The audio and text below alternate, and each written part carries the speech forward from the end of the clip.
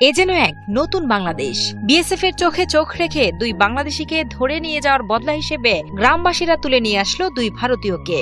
বাংলাদেশের সীমানায় ঢুকে ধান কাটা অবস্থায় বাংলাদেশের দুই কৃষককে ধরে নিয়ে যায় ভারতীয় সীমান্তরক্ষী বাহিনী বিএসএফ। এ ঘটনায় ক্ষুব্ধ হয়ে ভারতীয় দুই নাগরিককে বাংলাদেশে ধরে এনে আটক করে রাখে স্থানীয় বিক্ষুব্ধ গ্রামবাসীরা। 2 মে দিনাজপুরের বিরল উপজেলার ধর্মজন সীমান্ত এলাকায় ঘটে এই ঘটনা। আমাদের এখানে কিছু পানি ছিল জমিনে, ওই ধানটা ইন্ডিয়ার পাশেই দুই সংযুক্ত একটু উঁচুতে ধানটা মারতেছিল।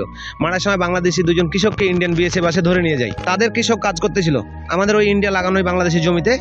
গ্রামবাসী তাদের দুজনকে ইন্ডিয়ান লোককে আবার আমার বাংলাদেশে ধরে নিয়ে আসে। স্থানীয় সূত্রে জানা যায়, বিরল উপজেলার ধর্মপুর ইউনিয়নের ধর্মজন সীমান্তে ধান কাটছিলেন মাসুদ ও এনামুল নামের দুই কৃষক। দুপুর 12টার দিকে 320 মেন পিলারের সাব পিলার 9 ও 10-এর মাঝামাঝি থেকে তাদের ধরে নিয়ে যায় ভারতীয় বিএসএফ।